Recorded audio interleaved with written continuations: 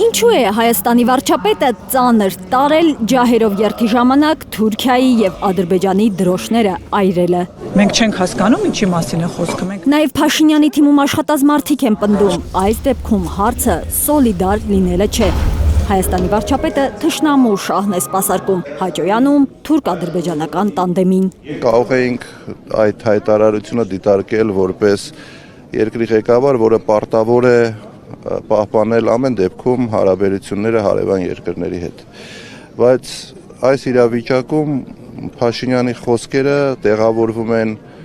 այնտեղ, որ ինքը հերթական անգամ սպասարկում է ավելի եռանդով թուրք-ադրբեջանական շահերը, քան հայկական շահը։ Նախ ավելի լավ կլիներ դատապարտել Ադրբեջանի կողմից հայկական տան վրա գրակոծները, ինչը չի իրականացնում եւ այդ վարքագիծը հետևաբար հնարավորություն է տալիս նոր նման սադրանքներ իրականացնելու։ Մանե Թանդիլյանը պնդում է, Փաշինյանն ու նրա թիմն արդեն Ստոկհոլմյան սինդրոմով են տառապում, երբ զոհը սկսում է համակրանք տածել ագրեսորի նկատմամբ։ Գիտեք, մեկ բան է ունենալ բարիդրացիական հարաբերություններ, բանակցել, քննարկումներ ունենալ, մեկ այլ բան է նվաստանալ եւ փորձել ցույց տալ, որ բաներ, որոնք տեղի ունեցել, տեղի չեն ունեցել, զուտ նրա համար, որ բարեհաճ լինես այդ ագրեսորի հանդեպ։ Դա նորմալ վարքագիծ չէ, անարժանապատիվ է ու հենց այդ պատճառով է ձախողվում նաեւ խաղաղության օրակարգը։ Թուրքիայի ու Ադրբեջանի դրոշը այրելուց ոչ ոք տենց հրճվանք կամ չգիտեմ գերհաճույք չի ստանում։ Թշնամական երկրների դրոշներն այրելը ցասման դրսևորում է հայոց ցեղասպանությունը, ինչպես որ պետք է չդատապարտող աշխարհի Հայաստանի ուրացող իշխանության նկատմամբ, բացատրում է քաղաքագետը։ Հիշեցնեմ, միգուցե մոռացել է իշխանությունը, նույն Էրդողանը, երբ որ օկուպացված Արցախում ռազմական զորավարժություններ էին եւ հետո զրահանդես էր, մի հայտարարություն արեց, որը չգիտես ինչու այս իշխանությունը այդքան չգիտեմ վրթովմունք չառաջացրեց, օրինակ ասեց այսօրը փառաբանվեց Էնվեր Փաշայի հոգին։ Դուք հասկանում եք ինչ է կատարվում։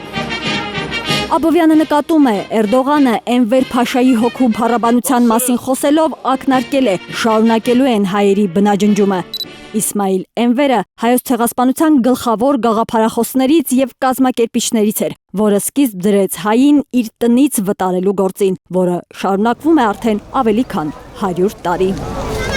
Արցախի 2023 թվականի էթնիկ զտումը ապացույց, նկատում է քաղաքագետը։ Բարելավման եւ խաղաղության տեսլականի ներքո տեսնում են Արևմտյան Ադրբեջան եւ հայերի բնաջնջում։ Չկա գետ մեկ գյուղ կամ քաղաք Հայաստանում, որի վրա թուրքը իր կեղտոտ երախը չի բացում այսօր։ Թուրքի նկատի ունեմ ենթաթուրքերին ադրբեջանցիներին։ Այդ ամեն ինչ կարող եք մոռանալ։ Բայց հիշեք մի բան, թուրքը դա չի մոռանալու։ Թուրքը չի մոռանալու, որ մտել է մեր ու մանուկ մորթել ու անպատիժ է մնացել։ Հայոց ցեղասպանության համար պատիժ չպահանջելը Թուրքին նախ եւ առաջ ասում է, որ կարող է նորից ցեղասպանել հային, ընդգծում են հասարակական քաղաքական գործիչները։ Ինչպես այս կառույցը 1960-ականների երկրորդ կեսին, երբ որ ստեղծվել է, նպատակը հենց եղել է հայոց ցեղասպանության միջազգային ճանաչումն ու դատապարտումը։ Միայն հիշելու համար չէ, որ ստեղծվել է, որովհետեւ միայն հիշելու համար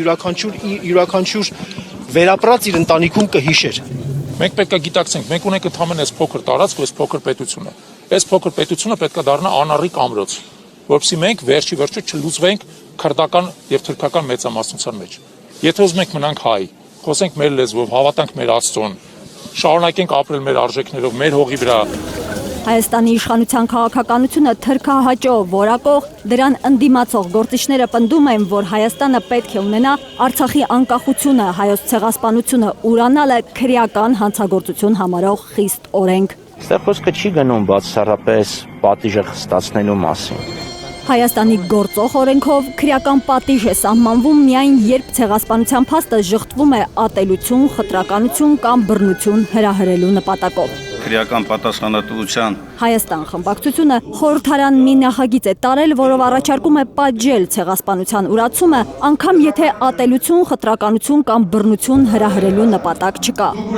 Օրինակ, քրեական հանցագործություն համարել նաև այն արարքը, երբ որևէ մեկը հայտարարում է, որ հայերն են մեղավոր ցեղասպանվելու համար, կամ առաջարկում է ճշտել։ Արդյոք հենց 1.5 միլիոն հայ է սպանվել 1915-ին։ Ովքեր են նրանք։ Ինչև այդել տեսեք, ասում էին, որ ցեղասպանության հետապնդումը, ճանաչումը այլևս Հայաստանի արտաքին քաղաքականության օրակարգում չէ, այսինքն մենք այս օրենքով փորձում ենք կանխել ցեղասպանության իսպառ ուրացումը Հայաստանի իշխանությունների կողմից, որը իդեպ նույնպես թուրքական եւ ադրբեջանական պահանջ է։ Թուրքական ժխտողականության դեմ պայքարող հայդատի գրասենյակները հիմա պայքարելու են նաև Հայաստանի իշխանության ուրացման դեմ, ասում է ընդդիմադիր падգամավորը։ Թուրք-ադրբեջանական տանդեմին, Հայաստանի վարչապետին ու նրա թիմին հորդորում համակերպվել։ Ամեն ապրիլ 24-ին այրվելու են Թուրքիայի եւ Ադրբեջանի դրոշներն այնքան ժամանակ, քանի դեռ այդ երկրներից թշնամանք է հորդում։ Այրել են եւ ելի են այրելու։ Ընդդիմադիրները ծիծաղելի են որակում մերձիշխանական կայքերում տարածված պնդումը, թե դաշնակների վառած դրոշինի պատասխան է Ադրբեջանը կրակել Խոզնավարի ուղղությամբ։ Հա, Դուշանբեում հաստատած օպերատիվ կապով Ալիևը զանգել է Փաշինյանին բողոքելը, ինչից որոշեցին, որ Խոզնավարի հրետակոծումը դրոշ այրելու հետ կապ ունի։ Ադրբեջանը ոչ միայն Խոզնավարի, այլև Սյունիքի խաղաղ այլ բնակավայրերի, Տավուշի, Գեղարքունիքի ուղղությամբ կրակում է ավելի քան 1 ամիս։ Ավելի քան 1 ամիս առաջ Երևանի սրտում ոչ թուրքական, ոչ ադրբեջանական դրոշ չեն այրել։ Եվ ուրեմն նույնիսկ մարազմը պետք է չափ ունենա, նկատում է Խաչատրյանը։ Արփիս Քեսյան, Աշոտ Մնոյան, Արմեն Ապրեսյան, Հայլուր։